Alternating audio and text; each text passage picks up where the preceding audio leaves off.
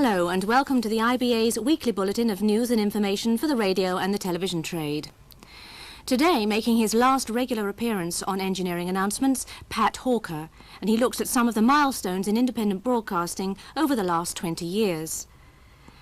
In transmitter news, the latest additions to the Channel 4 network and details of 2 new relays in Devon, South Brent and Clennon Valley. But first, talking to Pat Hawker, over to Peter Ashforth. Pat, you've been involved with television for almost all your working life, but I thought this morning it would be rather nice for us to look back over the past 20 years or so, which has been a most exciting period for television, beginning of course with the introduction of 625-line colour broadcasting in 1969. Now, I know that you feel that looking back on it, this was an immensely successful operation. Indeed, we avoided all the problems that the Americans had had. It took them something like 10 years to get it well established on colour. We got to the sort of penetration in a matter of 2 or perhaps 3 years and never looked back.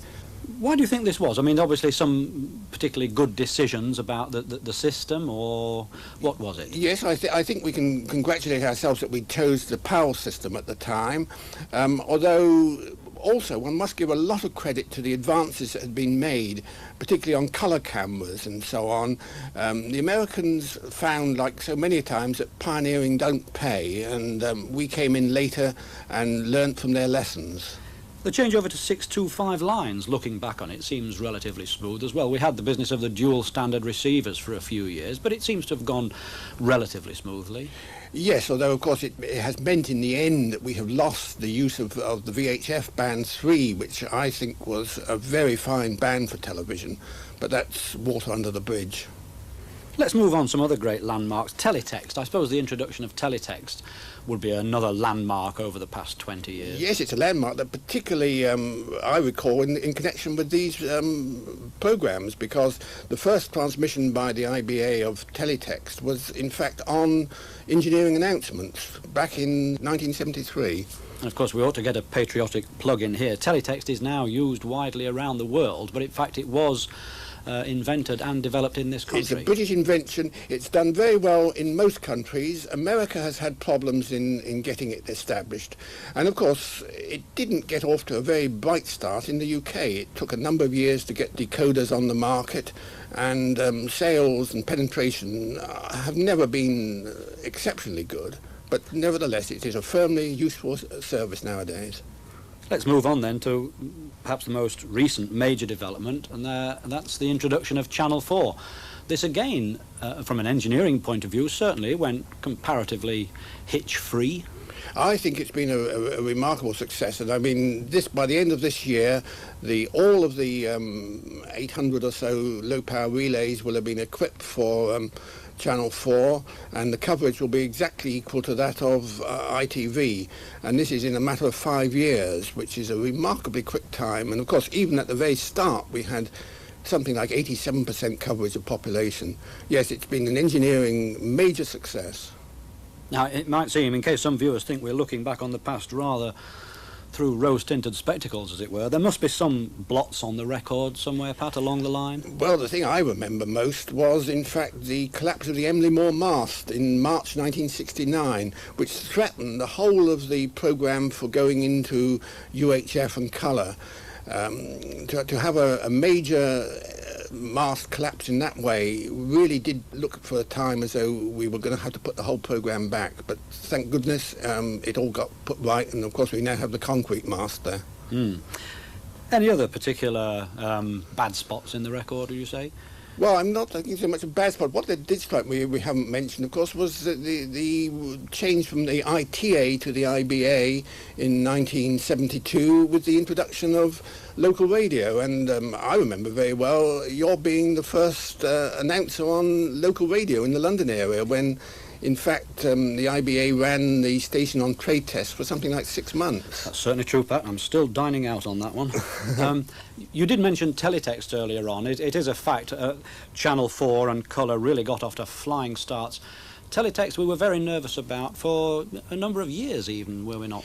Indeed, I mean, it was fairly expensive for viewers at the time. It was a great deal of difficulty in getting the idea of teletext across to viewers. And even now, there is still more work to be done in that, because like most of us who've been using teletext for some years, we just would hate to be without it now.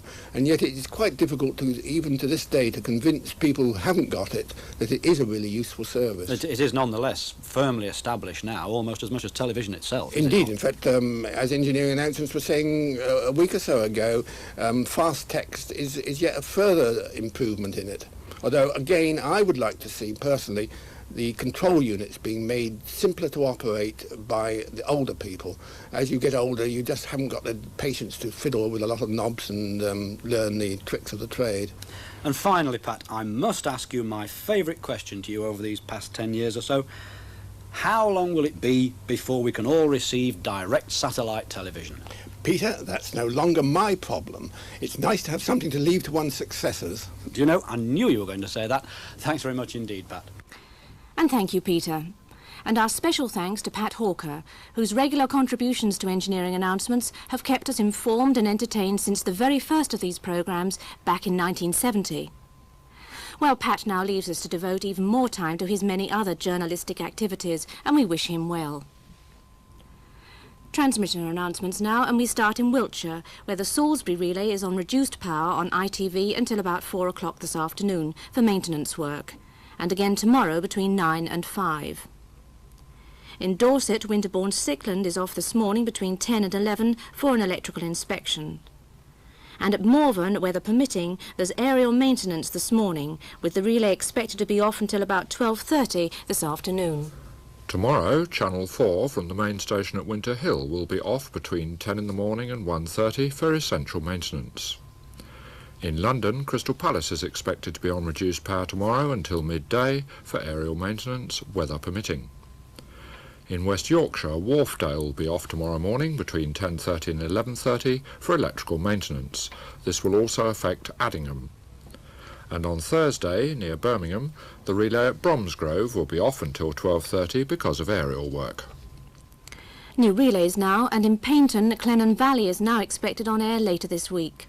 The relay will cover about 1,100 people in parts of Clennon Valley, in Totnes Road and up to Winner Street. Programmes from Television South West and TVAM will be on Channel 49 with Channel 4 on 42. Vertically polarised Group B aerials should be used. That's Clennon Valley in Torbay, due on the air later this week. Also now due this week near Buckfastleigh, South Brent. This relay is for nearly 500 people in the southern outskirts of South Brent, Brent Mill and Higher Turtley.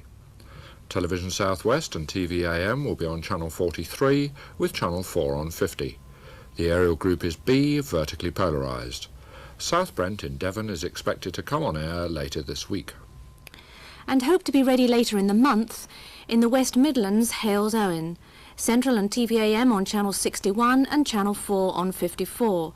Group CD aerials are needed vertically polarised. And in West Sussex near Chichester, Singleton. TVS and TVAM on 41 and Channel 4 on 47. Group B aerials vertically polarised. These relays hope to come on the air later in the month. Channel 4 next, and 3 more relays are now equipped. In the Forest of Dean, Lidbrook on Channel 50, and in Wiltshire, Till Valley also on 50 and Chisbury on 52. Between them, these stations extend Channel 4's coverage by 3,000. Due this week on the Shetlands, Swinister on Channel 65 and Bolter Sound on 49, and in West Yorkshire, Crag Vale on Channel 54. And expected next week, 2 more relays on the Shetlands, Sculloway on Channel 65 and Fitful Head on 49. And that's all for this week. But if you have any technical queries on independent television or local radio, do contact us. Our address, Engineering Information Service, Independent Broadcasting Authority, Crawley Court, Winchester, Hampshire, postcode SO21 2QA. You can telephone our inquiry office on Winchester area code 0962 822444. If it's cheaper, you can dial our London number, that's 584 7011, and ask for engineering information.